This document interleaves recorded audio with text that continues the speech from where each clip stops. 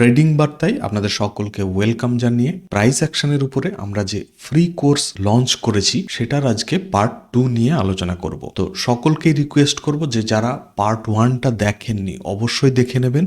সেখানে আলোচনা করেছিলাম ডাও থিওরির যে হায়ার হাই, হায়ার লো বা লোয়ার লো, লোয়ার হাই তার যে কনসেপ্টটা সেটা নিয়ে খুব সহজভাবে আলোচনা করেছিলাম। আর আজকে ডিসকাস করব যে এই প্রাইস অ্যাকশন বা ডাও থিওরি বা সুইং দেখে আমরা কোথায় এন্ট্রি করব বা এন্ট্রি করা উচিত হবে বা এন্ট্রি করার পরে কখন আমরা এক্সিট করব, এই জিনিসগুলো নিয়ে আজকে আলোচনা করব। তো আগের দিনেও এই সেম ড্রয়িংটাই শেয়ার করেছিলাম। সেখানে কি বলেছিলাম যে প্রাইস যখন এরকম সুইং বানিয়ে উপরে যেতে থাকবে তখন সেটা আপ ট্রেন্ড, আবার সুইং বানিয়ে যখন নিচে যেতে থাকবে তখন ডাউন ট্রেন্ড। এই জিনিসটা আশা করছি আপনাদের সকলের ক্লিয়ার হয়েছে। এখন প্রশ্ন হচ্ছে যে আমরা এন্ট্রি কখন করব।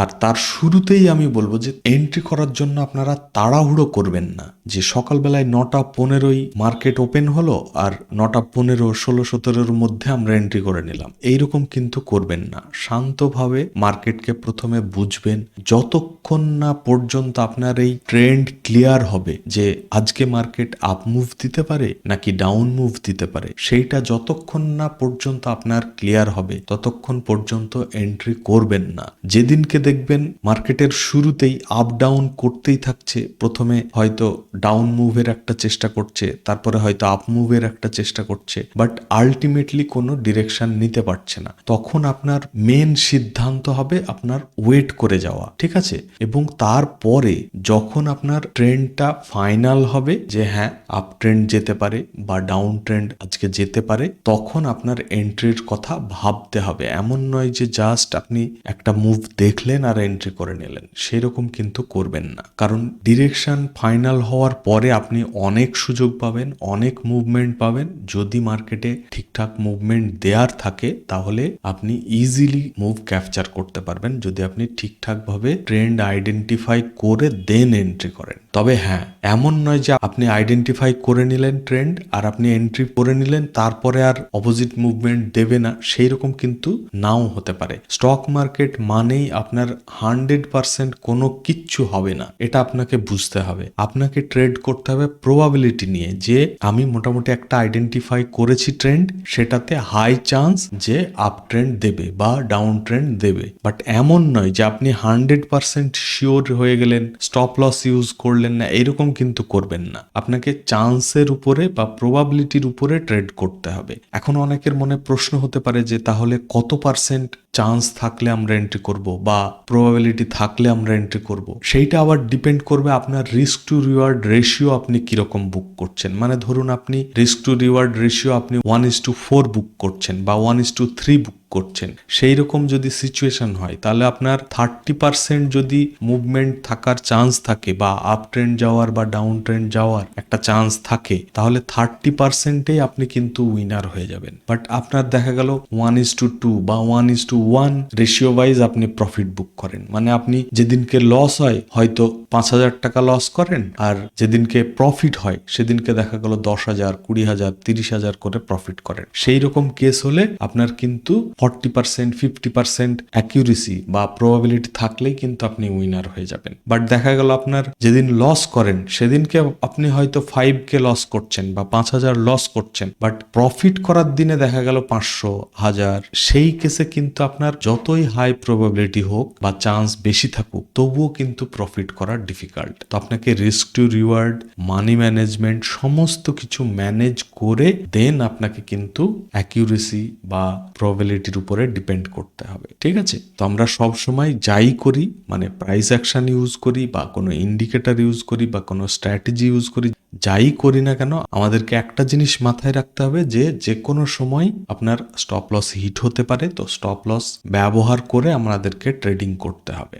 আবার অনেকের মনে এইরকমও প্রশ্ন হতে পারে যে আমি যদি ঠিকঠাক প্রাইস অ্যাকশন ফলো করে ট্রেড করি বা কোনো স্ট্র্যাটেজি ফলো করি বা ধরুন কোনো ইন্ডিকেটর ফলো করি তবুও কেন লস হতে পারে? কারণ হচ্ছে ধরুন আপনি একটা ট্রেন্ড ডিসাইড করে আপনি এন্ট্রি করলেন, সে যে কোনো ইন্ডিকেটর হোক, প্রাইস অ্যাকশন হোক বা যাই হোক। এখন বড় পার্টি যদি সেখানে সেলিং পজিশন ক্রিয়েট করে, হিউজ একটা ফান্ড ব্যবহার করে সেখানে ধরুন সেলিং সাইডের পজিশন ক্রিয়েট করলো, তো যতই আপনার তখন প্রাইস অ্যাকশন বলুন, ইন্ডিকেটর বলুন বা স্ট্র্যাটেজি বলুন, তখন আর কিন্তু সেইটা কাজ করবে না। সেই জন্য স্টপ লস আমাদেরকে সবসময় ব্যবহার করতে হবে, এবং যেহেতু আমরা জানি সকলে যে প্রাইস অ্যাকশন ফলো করলে আমাদের উইনিং এর চান্সটা বেশি। কারণ কি, এই প্রাইস যেমন যেমন মুভমেন্ট হবে সেইটার ক্যালকুলেশন অনুযায়ী কিন্তু কোনো ইন্ডিকেটর তার ইন্ডিকেট করবে যে বাই বা সেল বা আপনার স্ট্র্যাটেজি যাই হোক না কেন, সমস্ত কিছুই প্রাইসের উপরেই ডিপেন্ড করবে। তো সেই কারণে আমরা সবসময় চেষ্টা করব ভলিউম এবং প্রাইস অ্যাকশন এই জিনিসগুলোকে প্রায়োরিটি দেওয়ার। ঠিক আছে, এবার চলে আসি মেন টপিকে, যে কোথায় আমরা এন্ট্রি করব। প্রথমেই যেটা বললাম যে আমরা একটু মার্কেটকে টাইম দেব প্রাইস অ্যাকশন তৈরি হওয়ার জন্য বা এরকম সুইং তৈরি হওয়ার জন্য। তো মিনিমাম আমরা 9:30 বা 9:45 পর্যন্ত আমরা ওয়েট করব, এবং শুধুমাত্র যে আজকের প্রাইস অ্যাকশনটাই দেখব সেটা নয়, আমরা আগের দিনে কি প্রাইস অ্যাকশন তৈরি হয়েছে বা কি ট্রেন্ড ছিল সেটাকেও কিন্তু ফলো করব। যখন দেখব যে আগের দিন ডাউন ট্রেন্ড চলছে এবং পরের দিনেও ডাউন ট্রেন্ডটাই কন্টিনিউ হচ্ছে, তখন আমরা সিঙ্গেল একটা সুইং তৈরি হওয়ার পরে যখন একটা লো ব্রেক করবে, সুইং তৈরি হয়ে প্রিভিয়াস সুইং এর নিচে যখনই ক্লোজ করবে, তখন আমরা কিন্তু এন্ট্রি করতে পারি। বা আপ ট্রেন্ডও যদি আগের দিন ধরুন আপ ট্রেন্ডই ছিল এবং আজকে একটা সুইং বানিয়েই যখন প্রিভিয়াস সুইং এর উপরে ক্লোজ করবে 5 মিনিটের একটা ক্যান্ডেল, তখন কিন্তু আমরা চাইলে এন্ট্রি করতে পারি। স্টপ লস কোথায় দেব?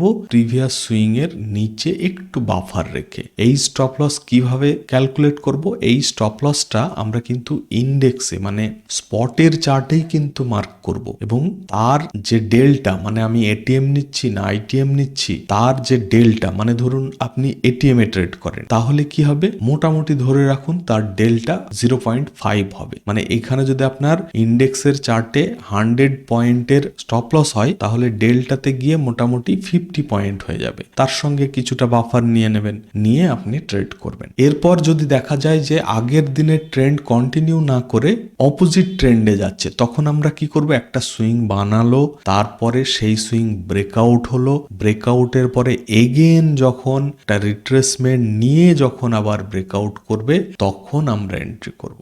কারণ সেটাতে কিন্তু আনসার্টেনিটি থাকতে পারে, মানে অনেক সময় ট্র্যাপ করে আবার ফল করে যায়। সেই জন্য আগের দিনের ট্রেন্ডের অপোজিটে গেলে আমরা আরো একটা রিট্রেসমেন্টের ওয়েট করে দেন আমরা এন্ট্রি করব। এখন ধরুন এন্ট্রি কোথায় করব? এরকম একটা সুইং ধরুন বানালো, বানানোর পরে এটা একটা সুইং বলছি, সুইংটা যখনই ব্রেক করে উপরে এই সুইং এর উপরে একটা 5 মিনিটের ক্যান্ডেল ক্লোজ করবে, মানে এইটার যে হাই তার উপরে যখন একটা ক্যান্ডেল 5 মিনিটের ক্লোজ করবে, তখন আমরা আপসাইডের মুভমেন্ট ক্যাপচার করার জন্য এন্ট্রি করব। ঠিক আছে, এখন ডাউন সাইডের জন্য কি করব?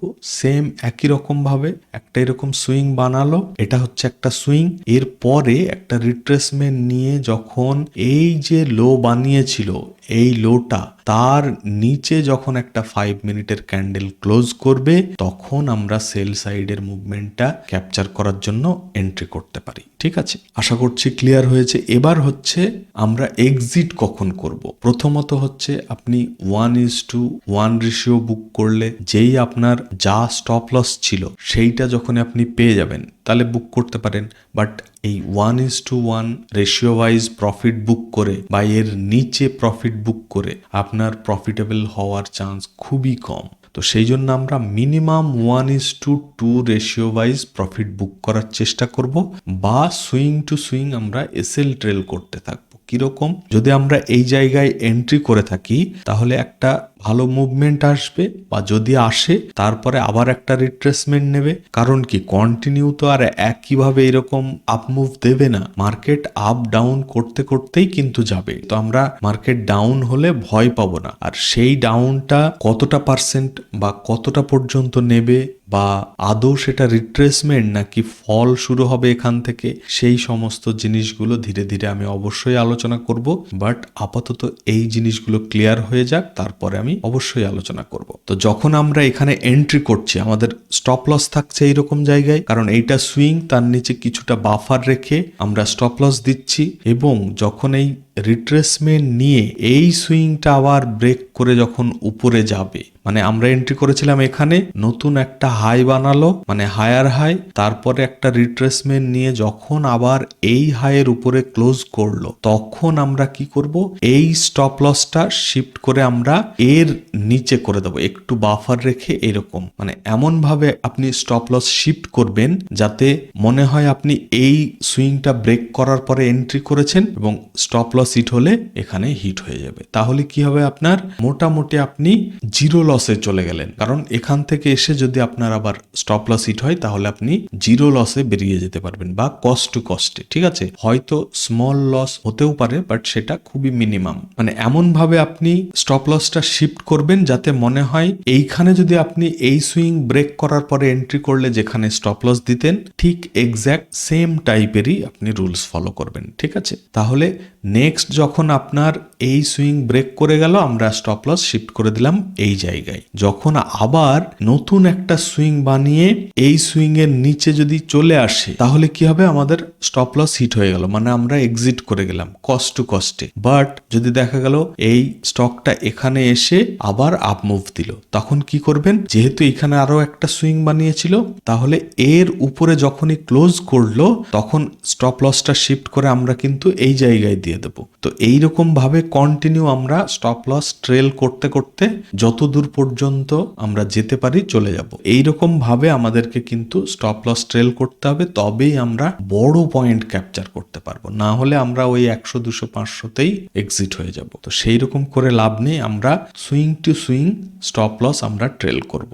এবং যেদিন দেখবেন মার্কেট খুব ভালো ট্রেন্ডি থাকবে, মানে একটা ওয়ান সাইডেড ভালো মুভমেন্ট দেবে, সেই দিন দেখবেন আপনি হিউজ একটা পয়েন্ট ক্যাপচার করতে পারবেন, ঠিক যদি আপনি এই swing to swing SL trail করে টার্গেট বুক করার চেষ্টা করেন। আর এছাড়াও যেটা বললাম, আপনারা যদি এইরকম continue swing to swing SL trail করতে না পারেন, তাহলে চেষ্টা করবেন at least 1:2 ratio wise profit book করার। তবে বেস্ট হয় যদি আপনি 1:4 রেশিও ওয়াইজ প্রফিট বুক করার টার্গেট রাখেন। সেখানে হয়তো আপনার অ্যাকিউরেসি কমে যাবে, বাট আপনার উইনিং চান্স আলটিমেটলি বেড়ে যাবে। ঠিক আছে, তো এই নিয়েও অলরেডি আমি একটা ভিডিও করেছিলাম, তো না দেখে থাকলে অবশ্যই দেখে নেবেন, যে accuracy versus risk to reward ratio. তবে হ্যাঁ, 1:2 রেশিও ওয়াইজ প্রফিট বুক করলেও কিন্তু আপনার উইনিং করার চান্স অনেকটাই থাকবে। তবে যে কোনো একটা দিকে আপনি মনোযোগ করবেন, হয় 1:2 বা 1:3 বা 1:4,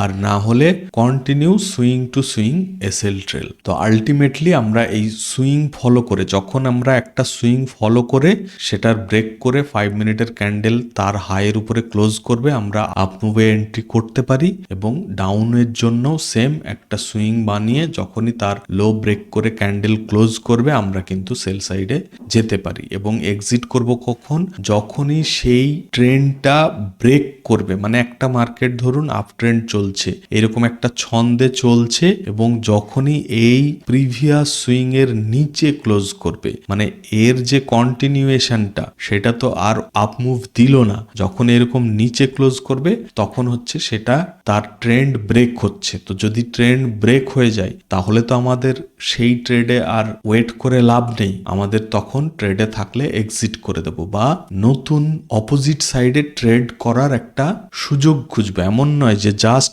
ব্রেক করলো আর আমরা এন্ট্রি করে নিলাম, এরকম কিন্তু করব না। আমরা এরকম যখনই রিভার্স হবে মার্কেট বা ট্রেন্ড তার ব্রেক করে অপোজিট ট্রেন্ডে যাবে, তখন আমাদেরকে এই সুইং ব্রেক করলেই আমরা ট্রেডে থাকলে এক্সিট করলাম, বাট নতুন এন্ট্রি কিন্তু করব না। নতুন এন্ট্রি কখন করব, যখন আরো একটা রিট্রেসমেন্ট নিয়ে কনফার্ম করবে যে হ্যাঁ এবার মার্কেট ডাউন যেতে পারে, তখন আমরা এন্ট্রি করব অপোজিট সাইডে, মানে সেল সাইডে। ঠিক আছে, তো একই রকম ভাবে ডাউন ট্রেন্ডের ক্ষেত্রেও সেম হবে, আবার আপ ট্রেন্ডও একই রকম হবে, শুধু অপোজিট হবে। ঠিক আছে, আশা করছি বোঝাতে পেরেছি। আর নেক্সট ভিডিওতে আমি আলোচনা করব কখন আমরা ট্রেড অ্যাভয়েড করব, বা রিট্রেসমেন্ট কত দূর নিতে পারে, আদৌ কি এটা রিট্রেসমেন্ট নাকি ট্রেন্ডটাই রিভার্স করছে, সেই জিনিসটা কিভাবে বুঝবো, এই সমস্ত জিনিসগুলো নিয়ে আপকামিং ভিডিওগুলোতে আলোচনা করব। তো প্লিজ ভিডিওটাকে লাইক করবেন যাতে আমি মোটিভেট হই, এবং চ্যানেল যদি এখনো সাবস্ক্রাইব করে না থাকেন অবশ্যই সাবস্ক্রাইব করে নেবেন। আজকে তাহলে এই পর্যন্তই। আপনারা সকলে ভালো থাকবেন। Thank you.